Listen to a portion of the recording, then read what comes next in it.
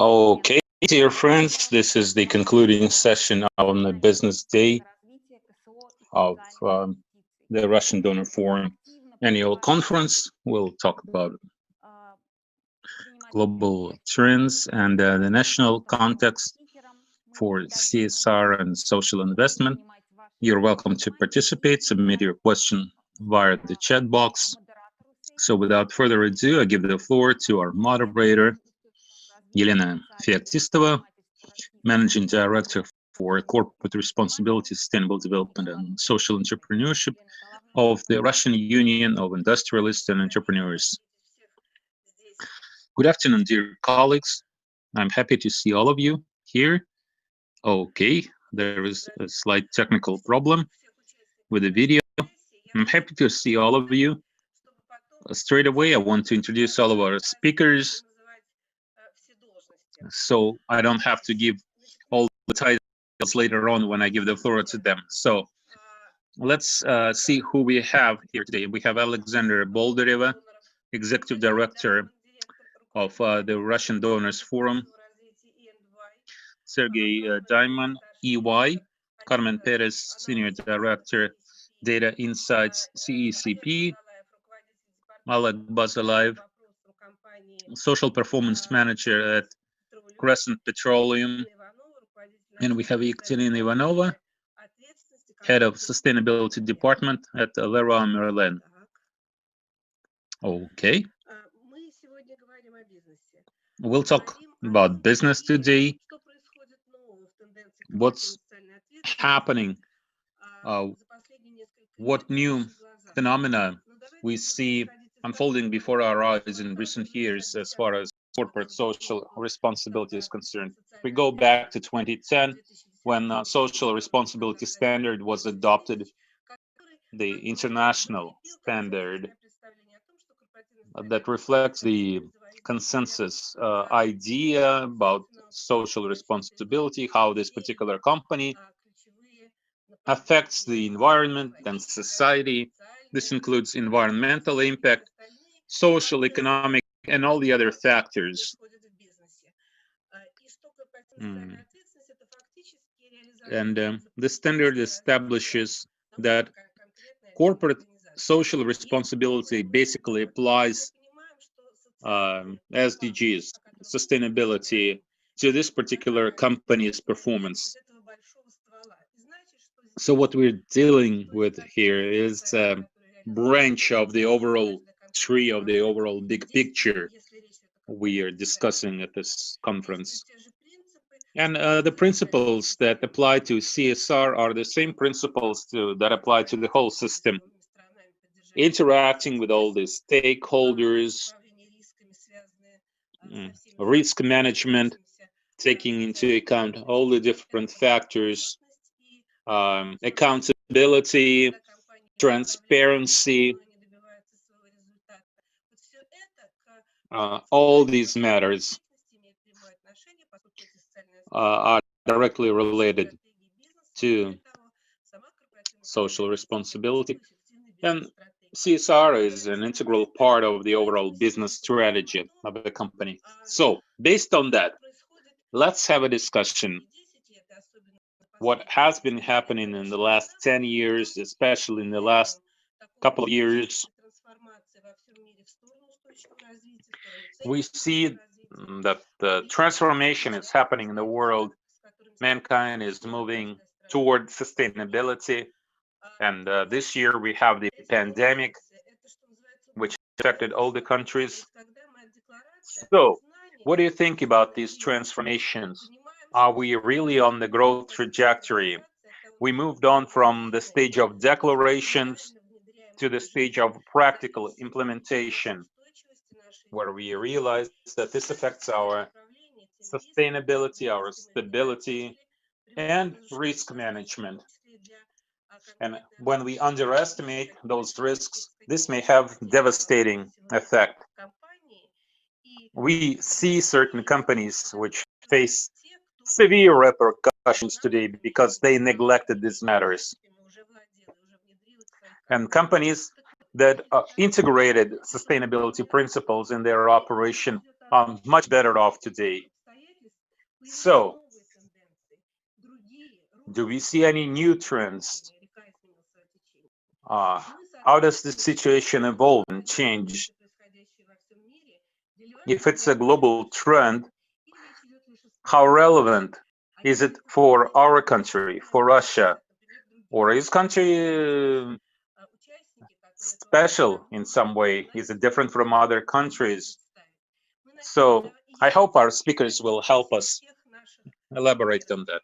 By the way, I would ask all of our speakers, when you speak, could you please say something on these matters? Are we moving on with our growth? Have we moved on to the next stage? Is it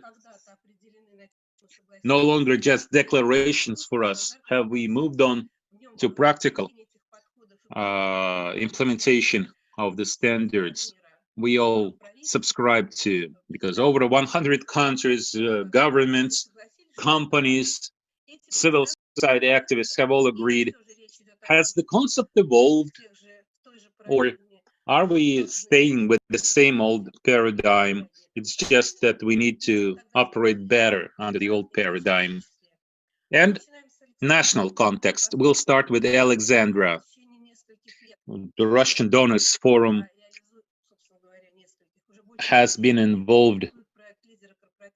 You have this project, CSR Leaders, and you've been doing this for over a decade. So you have a lot of experience, Alexandra. You deal a lot with companies that have CSR strategies. So what are your thoughts? Thank you very much, Елена. I guess the first thing I would like to say, I would like to echo what others said today and yesterday. Strategies don't change very quickly. And do we need to make changes? Well, more on this later. Each organization has to consider that. But you mentioned this contest that we have, CSR Leaders, and we stopped receiving applications just a couple of days ago. I was reviewing those applications, and I noticed something. Companies that are part of this contest, part of the CSR Leaders contest, I noticed that only 1/3 of the companies that participate in our contest have sustainability policies. And I don't even know whether they're publicly available. И, безусловно, эти правила игры крупнейшими компаниями разделяются. А вот степень глубины этого русла, она у каждого своя. Если говорить про всех вместе, то, наверное, да, I would say all the companies accept the rules of the game. All the companies realize that there is this need. Yet, how much this has penetrated their everyday activities, this remains a big question. В какой-то части усилила эту тенденцию. And maybe the current situation with the pandemic intensified this situation. We have a number of companies that participate in our contest every year. We review them and we can see how they change. I would say that their policy documents have become much more detailed, better structured, and overall, their level has improved significantly. If we put this into international context, this year we have 60 companies participating in the contest. Only 36 of them participated in the rankings. Out of 36 out of 60, 15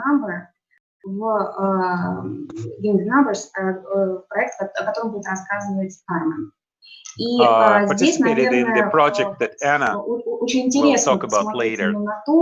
So, it's really interesting to see how interested companies are in participating in its international project. Last year, we noticed that companies do try, they do their best to pursue SDGs. I wrote down 5 most popular SDGs. This is SDG 3, healthcare, 4, education, 8, decent jobs, 17, partnership, and 11, sustainable cities, smart cities. So these are the areas where Russian companies tend to focus on. Healthcare, education, traditionally, these are the areas where they like to focus.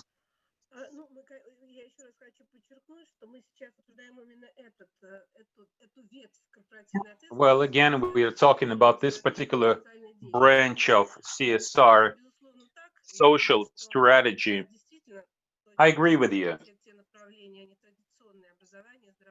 You mentioned education, healthcare. These are traditional areas. Everything that involves human resources, human capital, communities, environment.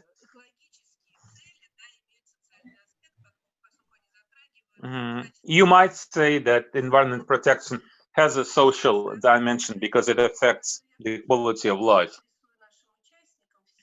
And by the way, you mentioned something I would like to ask the rest of our speakers about this as well.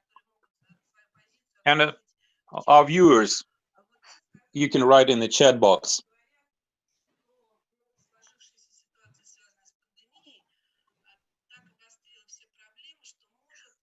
The situation with the pandemic has exacerbated certain problems, and we may see a kind of a rollback, regress, as far as the SDGs are concerned. Do you agree with that? Is this a real threat?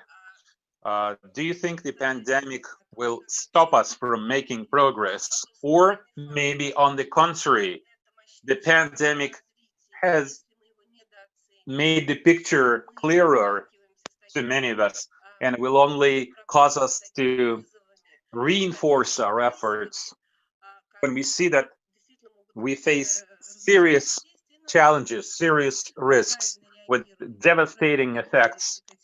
Maybe this will cause us to focus and redouble our efforts on this track. So what do you think about the effect of the pandemic? Has it made our situation worse, or will it motivate us to make our situation better? What is your prognosis? What do you expect to see next? If you could answer this question. Okay, Sergey, to you now. Alexander, we thank you. We'll get back to you later. Alexandra or Sasha, either way is fine. I'll come back to you a little later. Right now, I want to ask Sergey. Okay, Sergey, you represent one of the big 4. You work a lot with various international companies, Russian companies. And you're, Sergey, we're interested in your perspective. First of all, could you please tell us whether the situation has really changed, if you see any changes in companies? And number 2,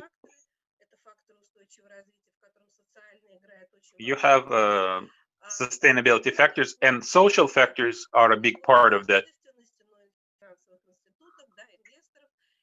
And it's no longer just civil society that is interested in that. You also have investors, financial institutions looking at these matters. So what do they look at? What do they pay special attention to? Sergey? Thank you, Yelena.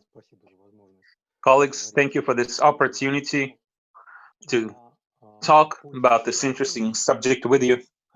I want to use the metaphor.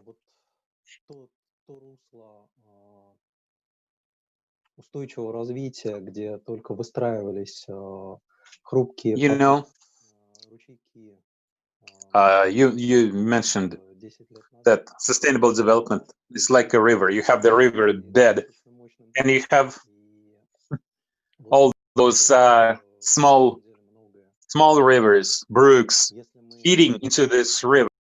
And I would say the layout of the river has changed. Okay, we have certain practices which we think are effective and they work well for sustainability. But actually, some of these practices may be removed by the flow of this river. I want to share my screen now because I have some slides and I will comment.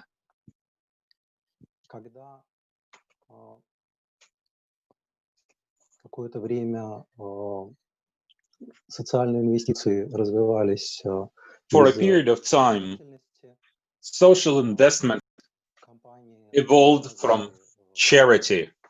Регионы, предметы, области своей деятельности, тематики. So companies would only do something in the areas where they operate, and they would only do something that was related to their core business. This was the initial stage, the stage of self-improvement. The companies looked for ways to be better, to be more efficient, to adapt the projects that they had and use them for their development. Today, investors, shareholders are much more interested in ESG matters. This has become a very real, very serious matter. And it's not just experts who realize today that sustainability issues, if not properly taken care of, can result in major problems for companies.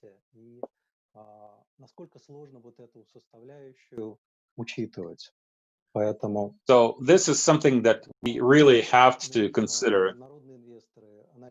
International investors, analysts, shareholders pay much more attention today to these matters, to the matters of sustainability.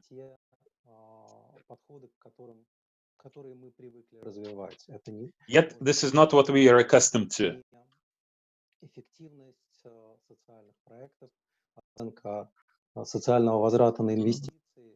We talk about social return on investment, evaluation.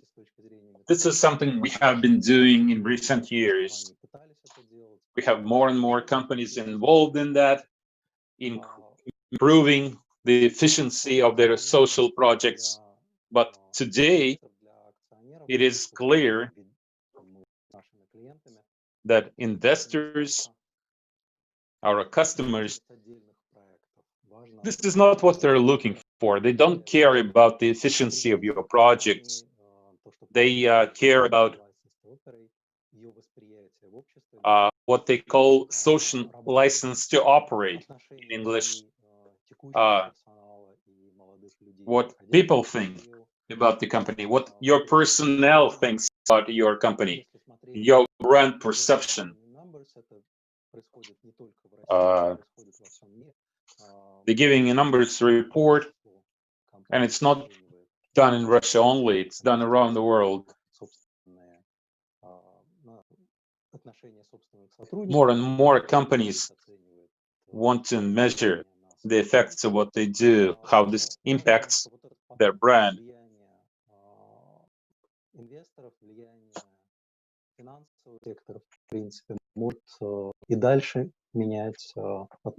But you have to realize that this current situation with investors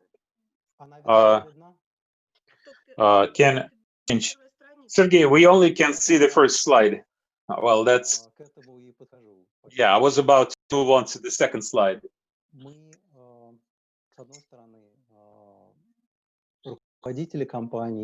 So the leaders of companies realize that the role that business plays is not just generating profit for shareholders, it's something bigger.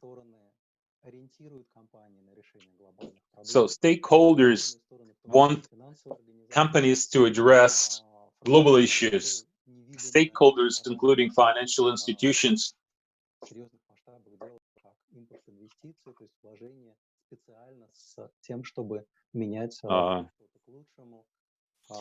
they have come up with what they call impact investment. This is the kind of investment that is intended to produce some major change, major impact. Leading US companies, international companies adopted an extremely important document last year. They issued this joint statement.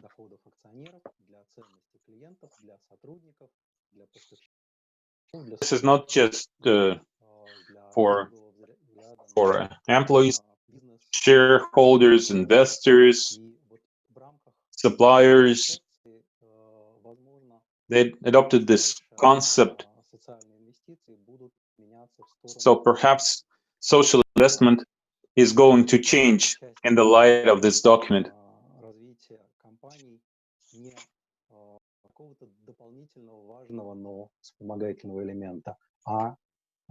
This will no longer be an auxiliary element of a company. This will be part of the core business.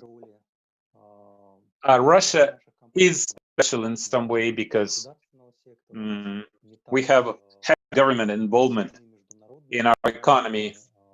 We don't have many international companies on the Russian market.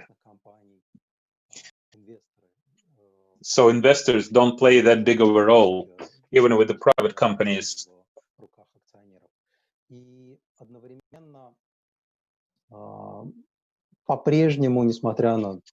At the same time,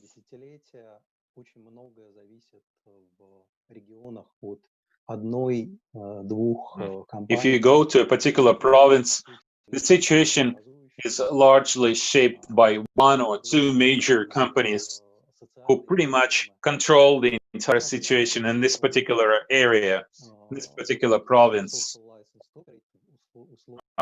So on the one hand, you do have this social license to operate. On the other hand, this is somewhat uncharacteristic for a company to be something more than just a company to this particular region. Perhaps it would be alternative sources of income for people, so they don't depend on one company that much. This kind of situation is kind of strange for international investors. It's hard for them to understand this situation. Their social investment, their contribution to sustainability don't quite square with the concept which has become mainstream today. Many of you have heard or read about a report on new metrics for long-term sustainability contributions. This was an attempt by the World Economic Forum and the International Business Council to collect the best practices from all sustainability standards and offer common metrics, come up with something similar to the international financial reporting standards. This too was started off as best practices first at a national level, then this became something international, and this is what we see currently happening. with sustainability metrics. There are several categories there. It's pretty clear. Welfare, prosperity, the last category includes something on social investment. At this point,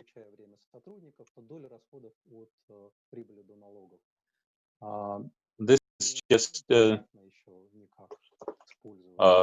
share of revenue before tax. It's not clear how to use this metric to evaluate the real perception of a company. What this company creates for development. Maybe this is another dam that this river will have to remove as sustainability practices develop. We will not just evaluate money. We will not only talk about financial resources, we will also talk about opportunities for development. Thank you, Sergey. I think what you shared, this is something that is happening around the world and in Russia as well. It's not enough to explain to people what our program is about and why we decided to have this program and how much money we spent on it. It's important to explain what kind of result we achieved and why we pursued this sustainable result. This is something we have been talking about for a long time. This is not new. What is new today is if we don't do that, our efforts are not as effective as far as perception of our company is concerned. So it's the same riverbed, I would say, to continue your metaphor, yet we gradually arrive at the point where we have strategic planning, proper governance, and proper presentation of our results. So we're still in the same riverbed. It's not like we changed something dramatically. I would say we're still following the same track. I would ask other speakers to address this question as well. Thank you, Sergey. For now, we will move on to our next speaker, Carmen Perez. And they mentioned this report, Giving in Numbers. This is a study done by CECP. And this was an attempt to take a look at the social impact of the business. Are different companies, are different countries different? That would be interesting to see because this study covered different countries. So, Carmen, please go ahead. I think it's still morning, right? So we can say good morning to you. Yes, that's right. I am coming to you from a rainy morning in New York. Very happy to be joining your event today. Already learned a lot from my fellow panelists and moderator, and glad to share some of the latest trends from CECP, Chief Executives for Corporate Purpose. I will go very quickly past some of these introductory slides. We mentioned giving in numbers, but I appreciate following Sergey, because we also wanted to make sure to connect what we know about community investments to the larger changes that are happening with ESG metrics.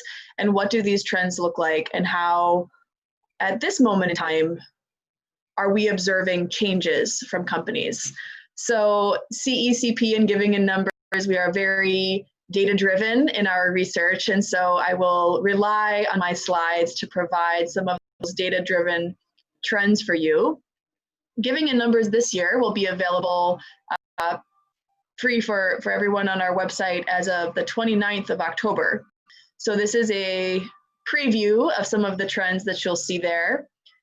Community investments are one component of how companies take action on social issues. It's in their toolbox of potential actions. We think that it remains a very important way for a company to express its purpose, its values, and to make sure that it's incorporating the perspectives of community stakeholders. So what we have here is actually looking at the growth or decline of community investments by industry. That's on the left when it says within industry. And then on the right, we're looking at what's happening if we look at the entire corporate sector in aggregate. So if we were to take a closer look specifically at what's happening with financials, you'll see that it was a very strong 3 years of performance in that industry. Not only did their total giving increase by 24%, they have a significant amount monetarily that has been contributed, and that we can see within the industry itself, well over half, 57% of the companies are a part of that increase. So it's not just one or two companies in the industry, but really across the board. So you may wonder, how does this fit within the larger story of what's happened within the corporate sector as a whole? And I can say that the growth rate in this 3-year time period for community investments was 7%. We found that the spread, so the individual experience of companies, were actually fairly split. So 50% of companies experienced an increase in community investments in that time frame, where 44% of companies actually experienced a decrease.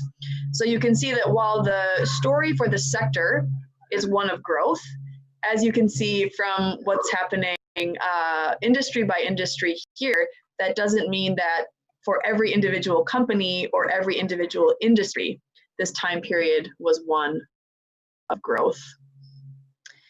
Another thing that we think is extremely important when we talk about companies taking increasing action is understanding that within large companies, they are operating within that corporate culture, within the overall business strategy, and therefore the organizational structure of the ESG or community investment team can have a significant effect on what's happening with their actions.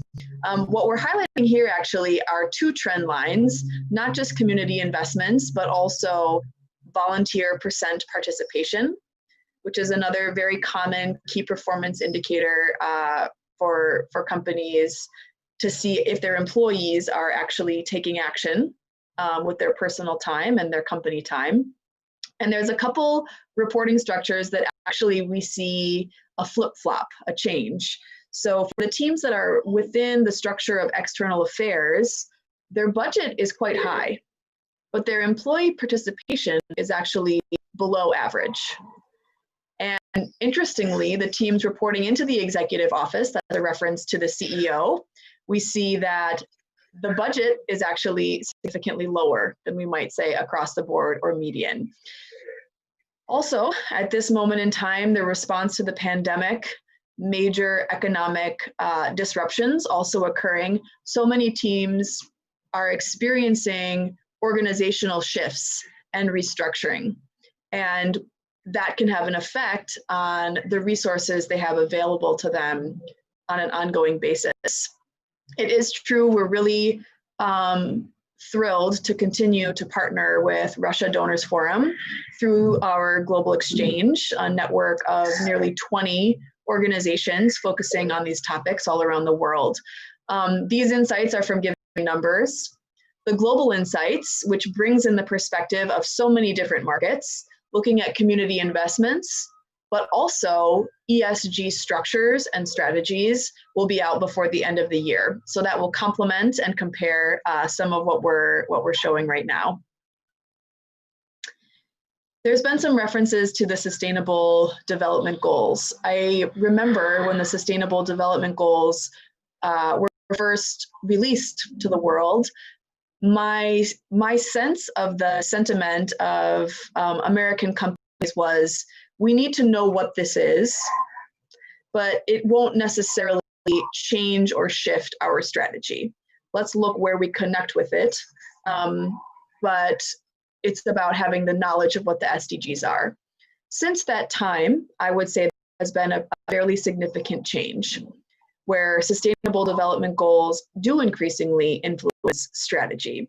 So the approach that we've taken to assessing that, not just having a community investment team, indicate which of the sustainable development goals might be their top priority, but also how does that influence the strategy and the way that they communicate internally, by asking whether or not they're communicating with senior executives or the CEO and including sustainable development goals. So there's a very specific action that we use as a proxy to assess the importance of the sustainable development goals within a company's strategy. So you can see here that nearly half of companies are already including sustainable development goals when speaking with their CEOs and senior executives. It's not a matched set analysis, but when we look back to the previous year, this is a nearly 20 percentage point increase. So that is extremely significant from our point of view in terms of the heightened importance that community investment teams have placed on sustainable development goals, and of their rising influence, that they are affecting senior executive decision making. As Sergey mentioned, we're watching very closely the paper, which came from it was facilitated by the World Economic Forum, but we think it's so significant to have EY, PwC, KPMG, and Deloitte all coming together. I was on a webinar recently where they said a little bit in jest that accountants are becoming activists. And I think that we know that when companies reorient the data they collect, the data that they report, they're providing investors with information they need, but they also are needing to bring together colleagues from other departments to access that data. And in this way, are more deeply integrating social strategies, community investments, and the priorities that you all have been discussing throughout the conference. Of course, it's still incredibly top of mind for all of us in our lives and in our work to think of the effects of the global pandemic. So we know that when we begin to analyze the trends with community investments, social investments, looking at 2020, it will be a year of incredible change. This is from a pulse survey, so it's just a very, very short survey we sent to CCP's network that was fielded to our companies right in the immediate weeks after much of our economy and our schools were shut down, which happened in March for so many here. What we found was companies were significantly receiving increases in budget. And we find that exceptional that new resources were brought directly into the hands of community investment, social investment leaders to be a part of how the company is responding.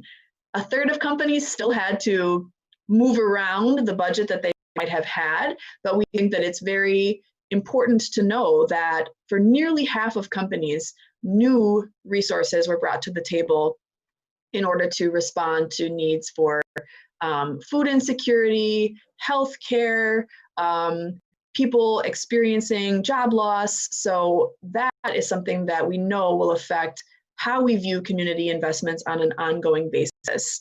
We know that the influence of the people, the decision makers behind how that money was allocated to NGO partners was elevated within the company. And it's here that I want to respond to a couple of questions posed by the moderator about whether we're moving from declarations to more practical action, and whether we're in a moment of actually regressing, or this is the time of motivation.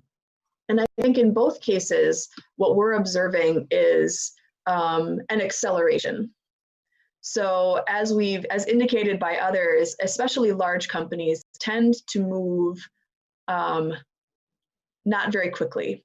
And we're observing now, if they were perhaps going 5 miles an hour with their sustainability plan, they're now at 30 or 60 miles an hour.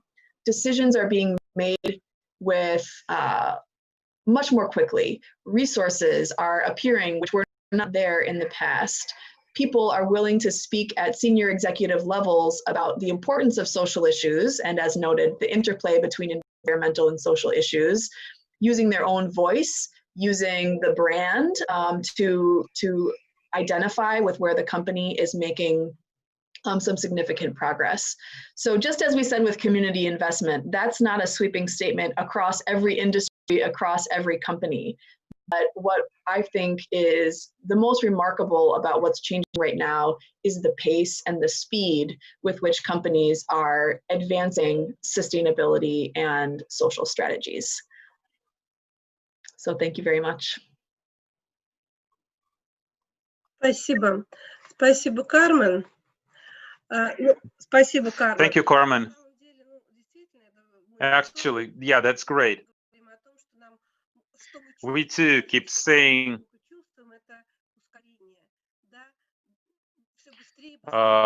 we can tell things are accelerating. It's going quicker and quicker and quicker right before our eyes. So I would like, Carmen, I'll get back to you a little later. Right now, I want to turn to Oleg. I will have a discussion later on, Carmen. But right now, I have to turn to Oleg. I really enjoyed your article, what you wrote about the processes. I even wrote this on Facebook. I think this was a very good piece. This is absolutely necessary. We've got to do something, otherwise risks will continue to escalate. So my question to you, Oleg, is,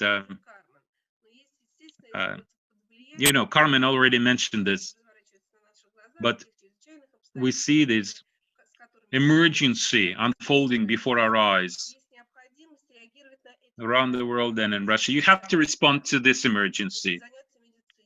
Like, you can support healthcare, you can provide access to healthcare services or education, or you should diversify jobs, or you make the labor market more flexible. Of course, we know that this is something that should be done a long time ago, but okay, now we have this emergency. Now it has become absolutely clear that we need to do that. But what can we learn from this crisis? What are the takeaways? I mean, we, business, we face all sorts of challenges from time to time. But what are the things we should pay special attention to? What should we look at? Coordination, focusing on particular social issues. I don't know. What do you think about this? Based on your analysis, what would you emphasize? Thank you, ladies and gentlemen. Thank you for this interesting question, Yelena. I will continue with the metaphor you used, whether the river has changed its river bed, or maybe it's just getting deeper, becoming bigger. To me, it seems like the river has changed its course. It's a different riverbed now. I think we saw major changes in the Russian CSR landscape. I would even describe this as a tectonic change. And I don't think it's because of COVID. I think there are other factors, deeper factors at play. Let me explain. Let's compare CSR in Russian and international CSR standards. You will see a big gap between the two. On the one hand, it's obvious. On the other hand, many people tend to overlook it. In Russia, about 80% of what we describe as CSR, you have CSR department. These are special investment, social investment. At the same time, internationally, it's the other way around. It's the opposite. 80% of the time and resources are given to other things. Actually, this is something that Sergey talked about, that there is this gap, this distinction between Russia and other countries. So let's take a look at the international situation. What do they do internationally? Now they obtain and maintain the social license to operate. What does this mean? This enables your company to, say, enter a new area to win the hearts and minds of the people living there, address some of the issues they have, address complaints they might have, mitigate certain risks. So this is 80% of the time. This is what they spend their time on abroad. But in Russia, the situation is very different. This is something they don't focus on, because there is not much need to do that. And why is that? The answer is obvious. Traditionally, the government acted as a facilitator between business and society. And this did not start yesterday. They started back in the 1930s, during the time of industrialization in the Soviet Union. So it's natural for people to expect the government to play this role of a mediator. And now, all of a sudden, the government tells us, no, this is not my role. We're not going to do this. If the industrial companies, if businesses want to fix the situation, they should engage in a direct dialogue with people. You know, when Vladimir Putin talked about the recent protests in Bashkortostan, he encouraged companies to have dialogue with people. And this is new. This is new to Russian companies. They're not accustomed to this. In the past, they never had to spend so much time to obtain their social license to operate. They did not have to talk to people, to talk to community. They just pay taxes, and that's it. So the recent situation I just mentioned, protests in Bashkortostan, you have a company that has been operating for 70 years. They pay taxes, a lot of taxes to the local government. They offer jobs, this and that. And they just wanted to continue working in the same territory. They just moved on to a new site in the same place. They just keep on doing what they had been doing for decades, mining for soda. And suddenly, people say, no, we don't want you to mine here. We don't want you to drill, to raise this mountain. And the government tells this company, why didn't you talk to people? And this is a game changer. This is a new turn. This is a tectonic turn that Russian companies are not prepared for. Let's take a deeper look now. It is something that did not happen overnight. There was something similar before. Remember when they were planning to build a new huge landfill in Arkhangelsk, or when a couple of years ago in Yekaterinburg, the local authorities wanted to build a new church, and they wanted to remove a park, a nice park that the city had in the central part, to build this church, and people started protesting. They said they didn't want the church, they wanted to keep their park. So all these incidents, what they mean is companies have to consider how they are going to operate going forward. And you know, I personally, I have some experience working both in Russia and in other countries. And to me, the answer is obvious. But Russian companies may not like this answer. This means they will need to hire more specialists. They will need to allocate more time to develop this kind of dialogue with local communities. Now that the government is not going to act as a mediator between them and the people. And they should get this realization that CSR is not being a Santa Claus, a guy with a big sack full of gifts.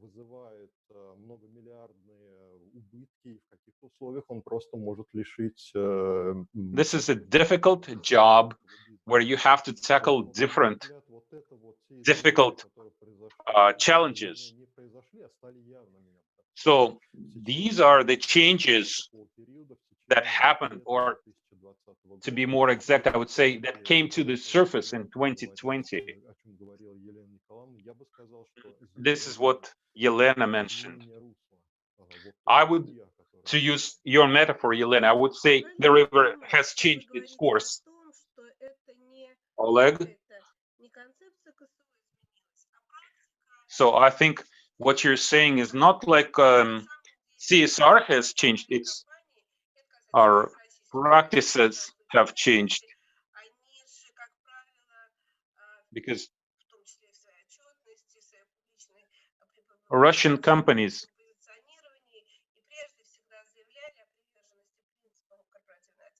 they have always been declaring their commitment to social responsibility, yet in practice, they did not pay enough attention to this. They did not put this into practice. You mentioned engaging in a dialogue with the local community.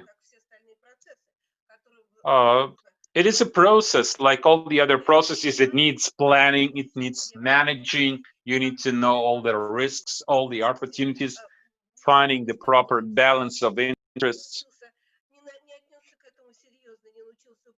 So those companies that neglected this, now they're facing the risks that they failed to anticipate. So going back to the metaphor, I would say that the river is just getting deeper. It's not like the river has changed its course. It's just that companies are gaining more understanding, better understanding. They're moving on from declarations to getting involved in practical work, putting those theoretic principles into practice. At least this is my vision of the situation. Although,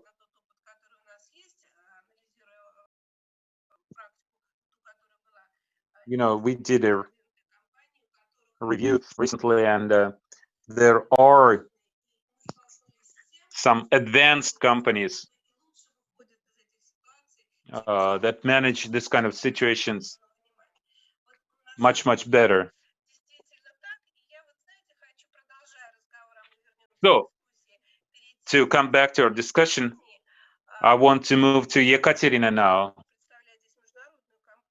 Yekaterina represents an international company that has its division in Russia. So, Yekaterina, what about CSR as an effective business strategy? Not something you have in addition to your core business, but is an integral part of what you do. So if you look at the situation in other countries and in Russia, would you say it's pretty much the same, or is the Russia situation special? Do you just copy what you do in other countries, or do you have to do something special in Russia? Thank you very much, Yelena. Hello to all the participants. Thank you for inviting me. This is the first time we participate in the Russian Donors Forum. I think this is a very interesting discussion. I really enjoyed what Oleg shared, and it's very interesting and a bit unorthodox, your view of the situation in our country. Our situation is somewhat special because on the one hand, our company is kind of global. We work globally. and we work closely with our divisions in other countries. Our company operates in 15 different countries, so we have a broad vision of global trends. We are aware of the situation in other countries, yet at the same time, from the very beginning,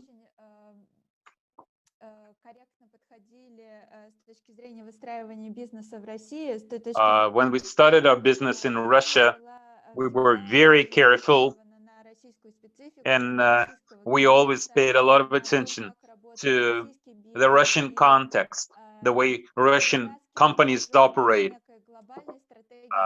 So we did not have to copy the global strategy. Leroy Merlin is pretty much decentralized, so we were semi-autonomous here in Russia. Our hands were free to choose what we are going to do about sustainability, which model we want to use. And you know what's interesting? Actually, in some ways, we were ahead of global trends. We, in the Russia division, we started integrating SDGs into our business strategy back in 2017, 2018. Whereas at a global level, the company only started doing that this year. So, and this, of course, coincided with COVID, with the pandemic. That while our company was undergoing a major transformation globally. Okay, a couple of things I would like to mention regarding our CSR standing.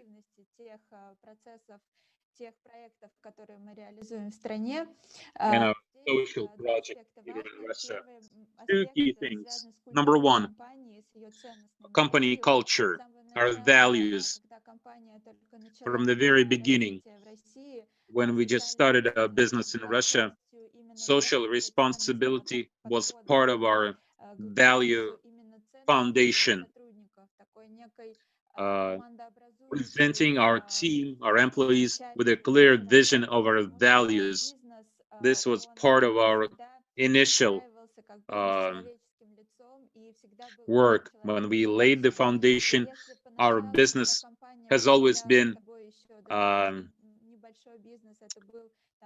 focused very much on people.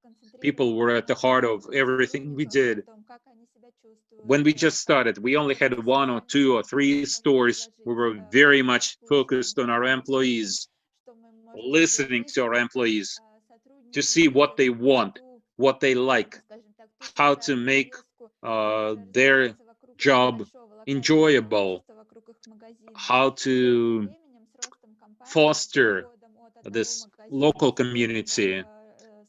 But then business continued to grow, and we no longer had 1 or 2 stores. We had 100 or a couple of 100 stores, and our social policy evolved, yet values always remained at the heart of everything we do. So we put man at the heart of our corporate culture. And so we have this logical evolution going through all of our projects. One more point. The last couple of years, we began to transform ourselves. While in the past, we focused primarily on our internal culture, and most of our social initiatives came from our employees, and this was something we did for the local communities, for the places where our stores are, our customers are. In recent years, it changed. We realized that we need on the ecosystem. We started working with all the stakeholders. We took a broader and deeper approach. We became more open. we started getting our customers more and more involved in our projects when it comes to social responsibility.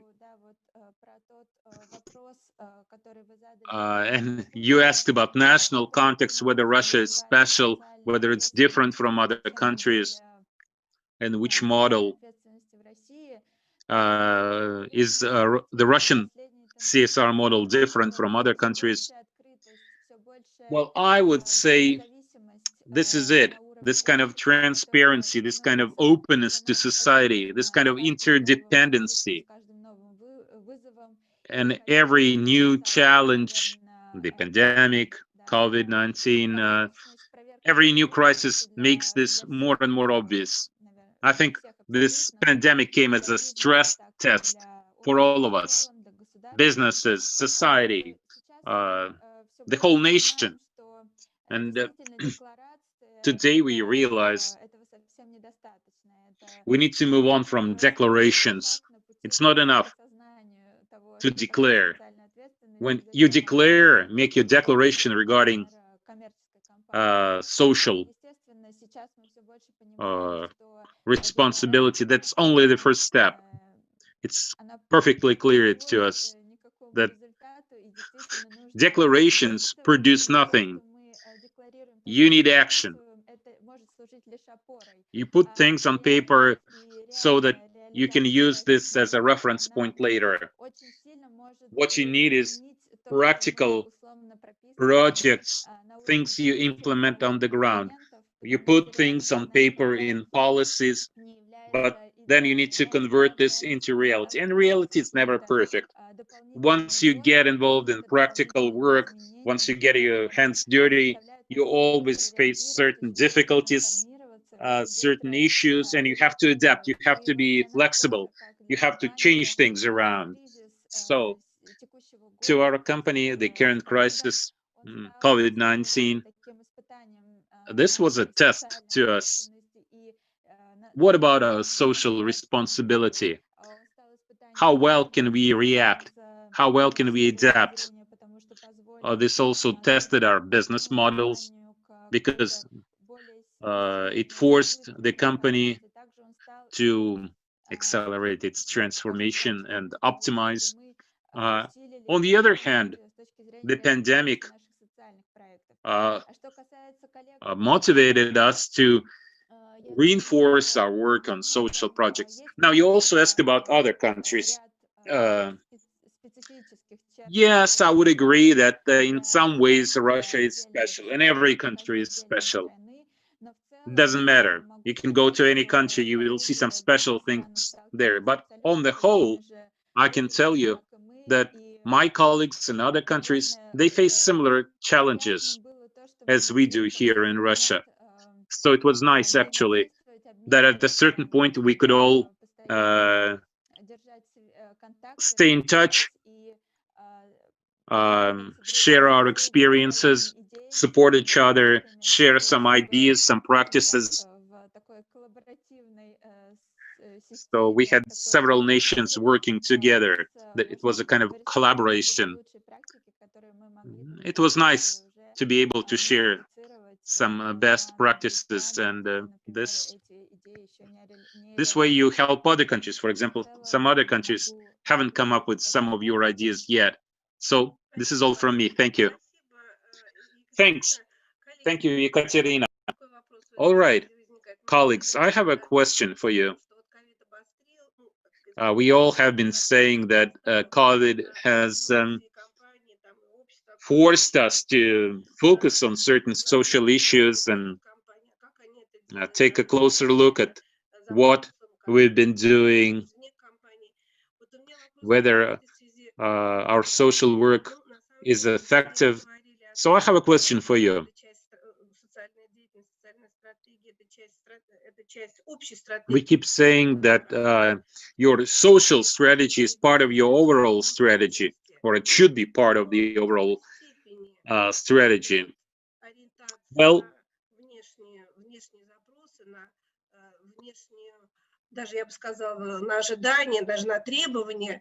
when you look at the expectations of people, sometimes even demands of the people, how much does this affect your work on the strategy?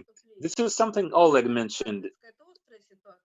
For example, if you have a conflict, for example, a company wants to start construction at a new site, and local people think that it's part of their cultural heritage or some legacy, or they believe that this construction project can do some damage. They start protesting. But let's say there is no protest. Nobody's protesting.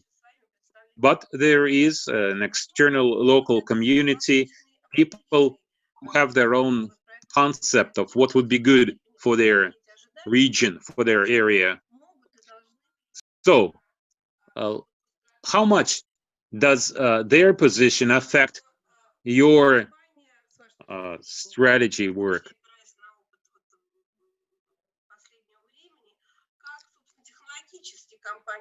And how should a company work on its strategy?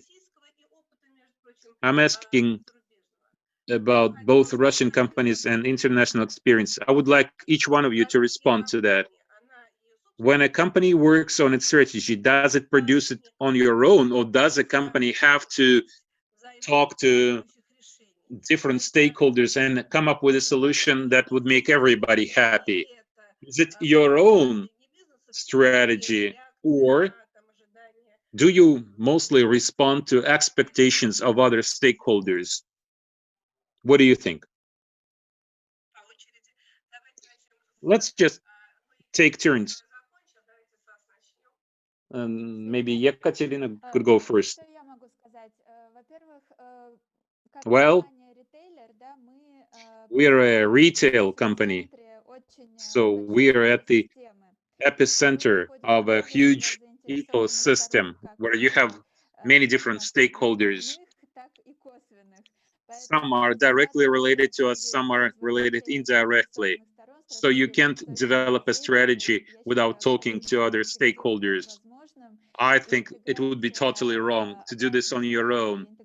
You definitely need feedback. Feedback should be integrated into your strategy. You should collect responses. You should have proper interaction with all the stakeholders. This is crucial. Otherwise, your strategy won't work.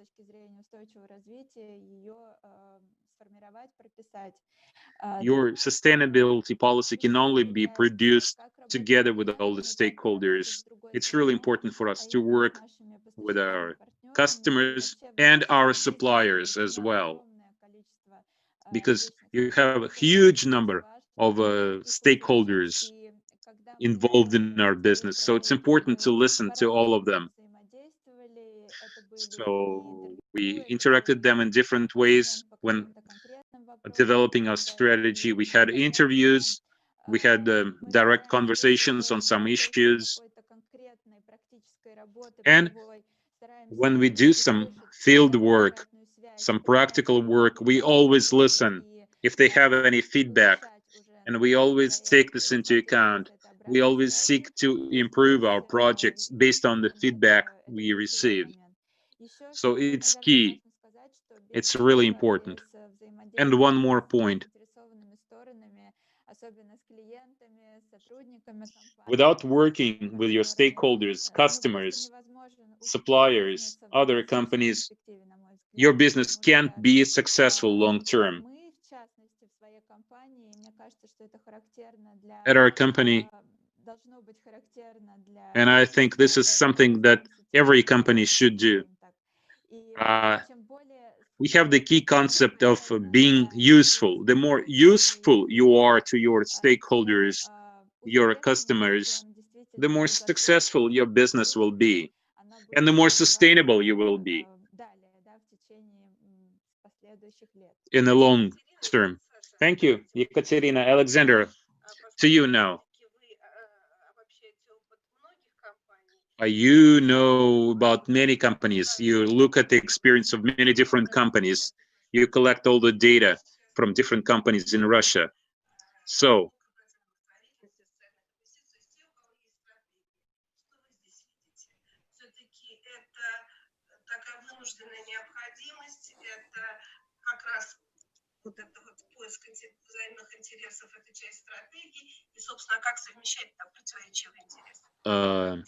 If you have different interests, how do you combine them in your strategy?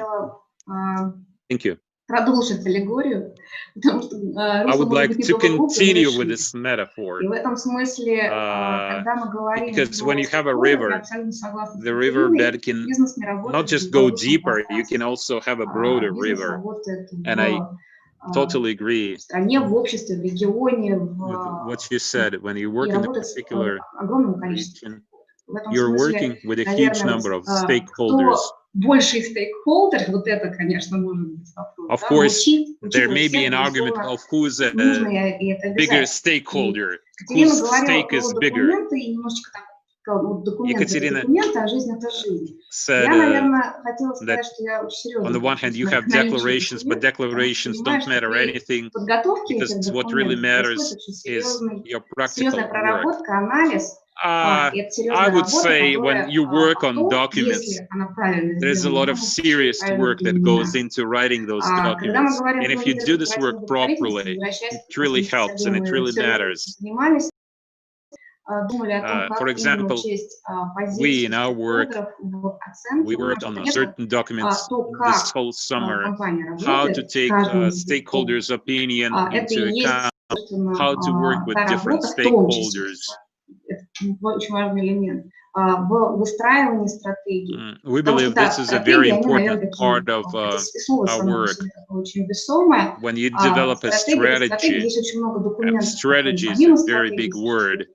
In addition to strategy, you have many other documents that talk about things in smaller details. So I personally, I think it's extremely important to work with stakeholders. Sergey, Alexander mentioned your name.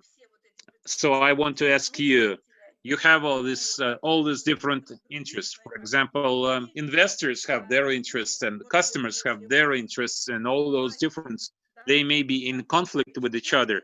Local authorities have their interests. So is there a way, is there a technology that would help you to reconcile all these different interests? And you should also not forget about your own interests, the business interest of your company. Your mic is on mute. Thank you. I will be very practical. I'm a pragmatist. You don't have a perfect company that can take everybody's opinion into account. It's not the case. There is not a single company like that, a company that would make everybody happy. I think it's okay to have companies that focus primarily on one or two or several stakeholders who they think matter more. That's what Oleg talked about.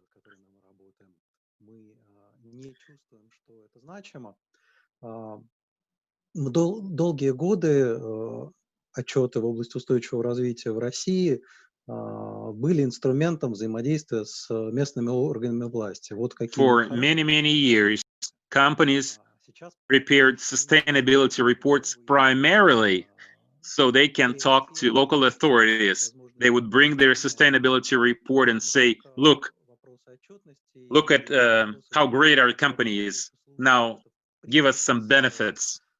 Такой сложной тематикой, как устойчивое развитие, мы думаем, что у нас все хорошо с взаимодействием. Вот тут недавний кейс горнодобывающей компании. У нас все хорошо с взаимодействием с заинтересованными сторонами. У нас давно далеко от опубликованной, отработанной политики. Все происходит. Like you may have a mining company saying, we're fine, we have a very good relationship with all the stakeholders, and then the minor accident happens and it changes the situation around. Before February, we looked at the risk assessments of the World Economic Forum, and we never considered how a pandemic can change our life, the way we work, the way we operate, the way we conduct our conferences. So the more proactive we are, thinking what repercussions a problem might have, how it might affect different stakeholders, the more successful we will be. And if we are wrong, if we neglect this, others will take our place. Thank you. Oleg, we are coming back to what you started talking about. We need to learn how to manage these processes. You need to monitor the situation, diagnose it in advance. Is it even possible? Well, Yelena, I would say there is a theoretical answer to your question and a practical one. The theoretical answer is you don't even always need to try to do that, because each company has its strengths. For example, the company I work for right now, their strengths is water supply, sewage, affordable energy, and business development. These are the strengths, and everybody agrees on that. This is what we do. But that's theoretical. Practically speaking, when the pandemic broke out, we started doing something totally different. We started working in other areas where we did not have much experience. We had to gain some experience on the fly. We got involved in testing equipment, ventilators, other things we didn't know anything about. So, like I said, there is a theoretical answer, and then there is a practical situation. We don't exist in a vacuum. I might say our company is better at working with this, this, and that. It doesn't really matter. It may be a bigger or smaller company, and this may not apply to them. And this pandemic made it clear once again that we're all people, we're all in the same boat, and companies are part of society. Business is not separate from the rest of society. Carmen, to you now. You have this international vision. You see the international landscape, not just the United States, but you also work with companies around the world. Russian companies, companies in other countries. So what would you say? These efforts by larger companies, because you mostly focused on large companies. Do you think it is possible to rebuild trust and constructive partnership? No, I think that that's true.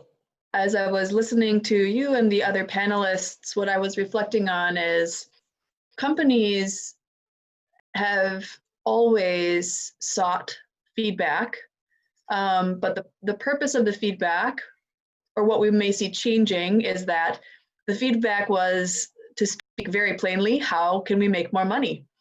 And I think now the feedback is more connected to something which you mentioned, Katya, which is how can we make sure our business is around for the long term?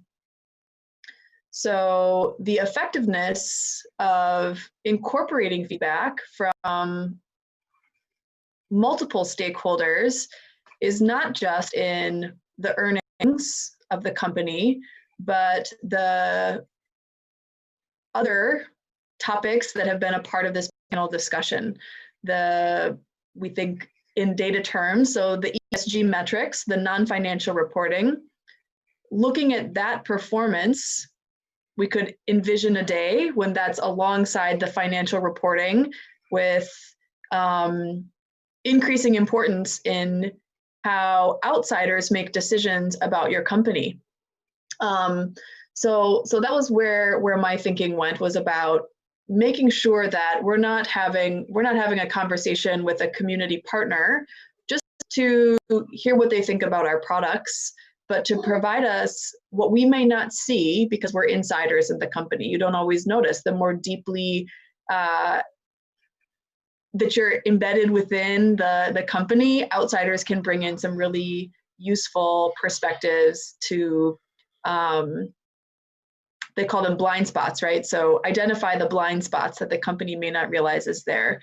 And I would say the other thing, which is that feedback from multiple stakeholders is coming to companies whether they like it or not. So it's not even just about asking anymore.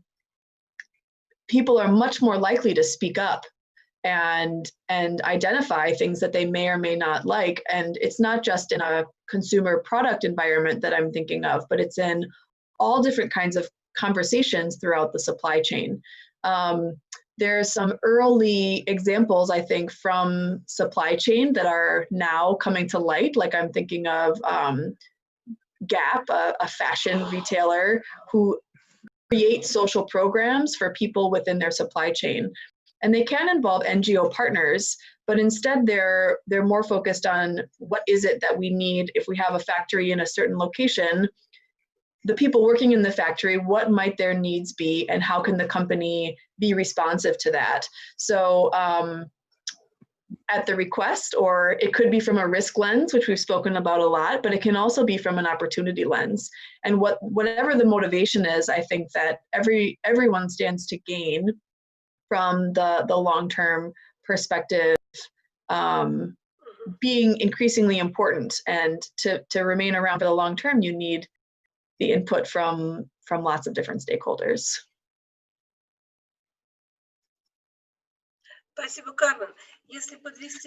Thank you, Carmen. So to summarize what all of you said, and actually I agree with you, it seems that interaction with all the stakeholders should be one of the principles of our social responsibility strategy. It's not like you engage in a dialogue once and then you forget all about it. No. This should be an ongoing process. There should always be this two-way street. You should be working with the community. You should be working with people around you.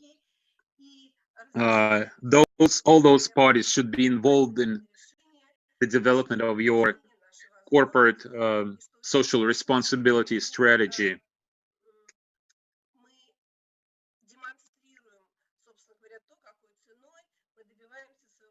And it's important to present to people how you achieve your results and at what cost it comes. Because, of course, nobody will force companies to undermine their economic performance. It has to be an acceptable cost. So to get there, we need to be aware of people's expectations. We need to respect them. I think it's important.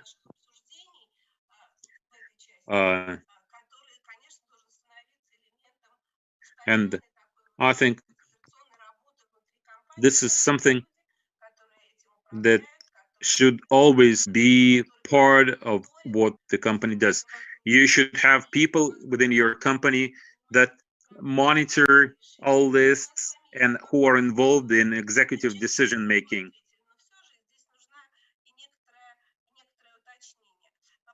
And there is this question. I think maybe Sergey or somebody else mentioned this. I'm not sure. He said US companies that are part of this roundtable on sustainable business, they came up with this joint statement that it's not enough to make money. It's not about making profit. You have to take the community's interest into account. So they adopted this declaration. Microsoft and other companies,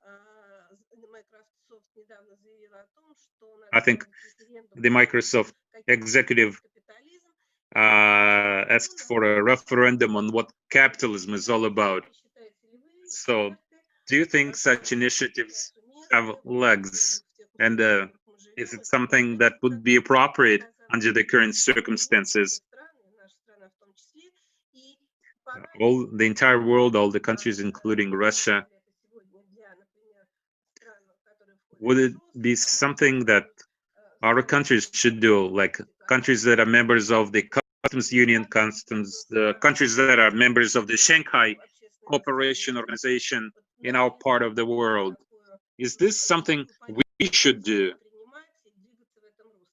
Should we follow this suit? And we only have a few minutes left, so you'll have to answer briefly. So do you think this is something we should do? And if we do, does this mean we should forget about profit altogether? We just now put values and people's expectations at the heart of what we do. Personally, I would say that today we hear this kind of declarations very often, and I can tell you that Russian companies were among the leaders here. When several years ago, I apologize, my phone's ringing. Several years ago, Russian companies adopted a joint declaration on responsible business. I was involved in this process. And this year, our organization had a congress, and we thought about revisiting that document, revisiting our social charter. And actually, this is what you talked about. This is a declaration saying that we're not only working for our company, we're also working for the entire society. Yet, at the same time, you have to remember that business has to be economically feasible. We can, let's start the other way around. Let's start with Carmen.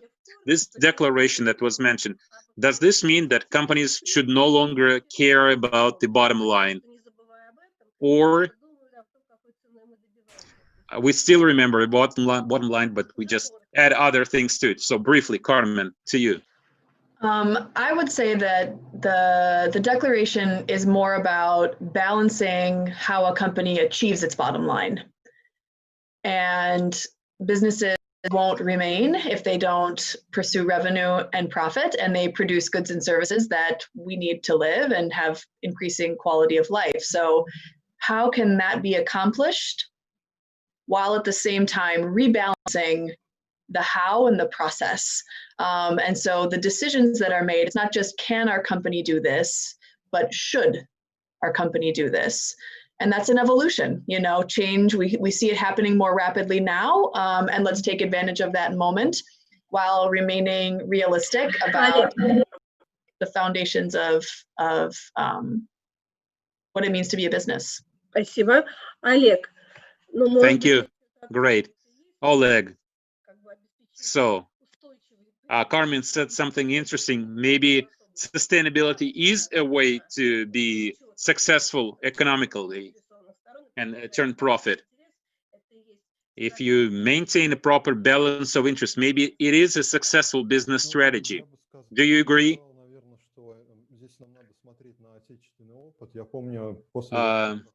You know, I remember, if we come back to Russia's experience, after we signed this declaration, and we said, okay, you have social responsibility, you have this social charter, and the Russian companies issued this declaration many years ago, long time ago.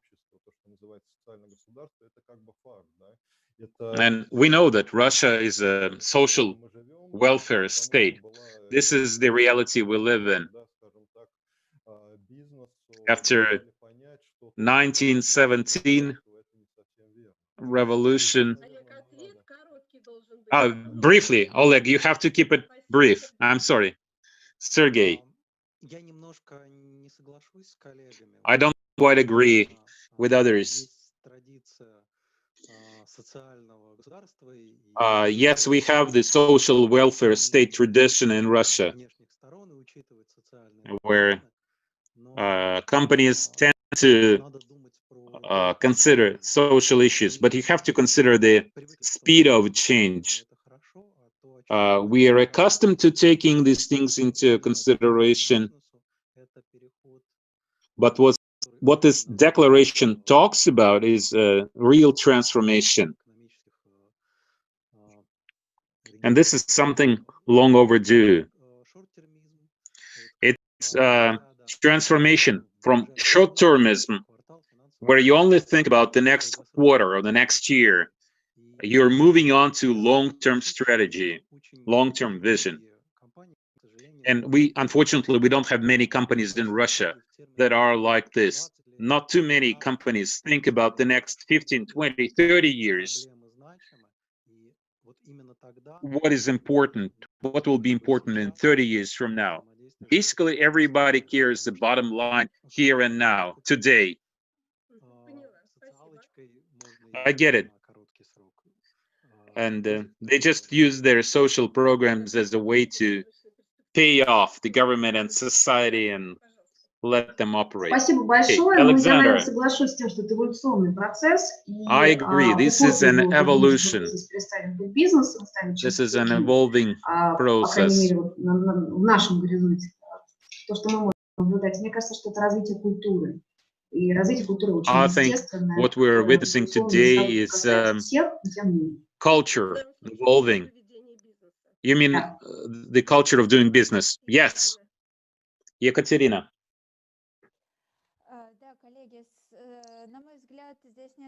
Yes, I think there is no contradiction here. I agree with you. I think sustainability is another opportunity for being successful in business. It's another way to maximize your profit. In the long term, of course. It's not a barrier to economic success. It's not a difficulty. Working with stakeholders should only help you to achieve better financial results. It's not an obstacle. It's not a barrier. And I really like this expression. If money is all you want, this is all you are going to get. When we talk about sustainability, when we talk about proper balance of good economic results and social investment, minimizing your impact on the environment, etc., etc., we're talking about maximum benefits for the company, for its employees, for people around it, for the community. Unfortunately, we ran out of time. I would like to say a few words in conclusion. In addition to all the lessons we learned, all the things you mentioned, all the recent developments, and how this affected companies, how many companies had to rethink what they do.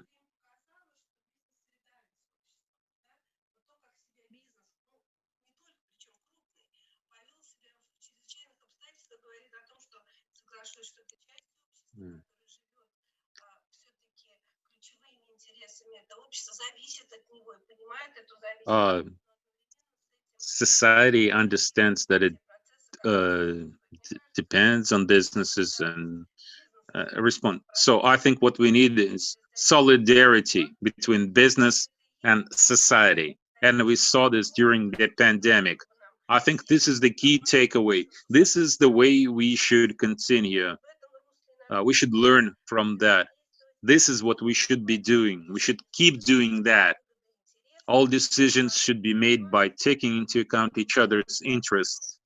We should understand that we depend on each other.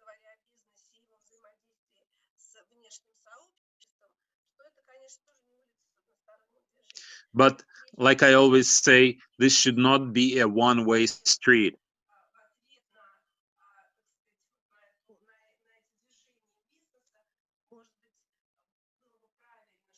business does something, and it would only be appropriate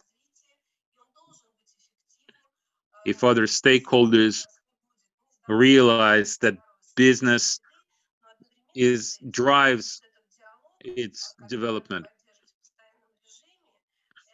This should be an ongoing dialogue.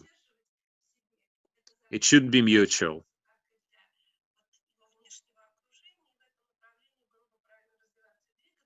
This is the right way for us to go.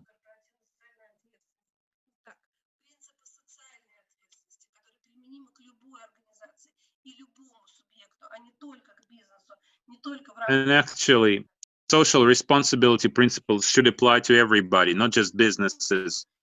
This should be something common. In that case, even business will have more opportunities to make a positive contribution. I think this was a very interesting discussion, and it could continue for a very long time because we haven't covered everything, but our time is limited. So for the time that we had, I think we did a very good job. I'm very grateful to all the experts who participated in this panel. I think this was a very good discussion, and I think we should meet more often. This was a fascinating dialogue. Thank you. Thank you, Yelena. Thank you for moderating this session. This was really interesting. Carmen, thank you very much for joining us from across the ocean. And I would like to say this in the end. Two ideas. People say there are Russian companies, international companies, global companies, foreign companies. Business is different in different countries. Things are very different. Like, we'll have a similar conference in December. This will be an online conference, and they invited all of us. If you're interested in seeing how business works in Europe, you can join that conference. Anyway, I think the most important takeaway is that we know where we are going. We are all similar, but still, each country is special in its own way. That's the way it should be. And the final thing from me as the moderator, like I said, we are ready to update the social charter of Russian business. So all of you, if you're interested in joining this work, updating the social charter, you would be welcome. Thank you. Thank you very much once again. Thank you, Yelena. We close this day, the business day at our conference. Tomorrow's day will be, tomorrow we'll talk about foundations, then we'll have a special day for SDGs, and the last day will be partnership day. So please continue with our conference. We have the number of participants keeps growing. We had another 100 participants today. Thank you. Bye-bye. See you tomorrow. Thanks to our interpreter who's been working for us, translating all of our sessions all alone for the second day. This is a good job. Okay, bye-bye. Thank you. Thank you, Carmen.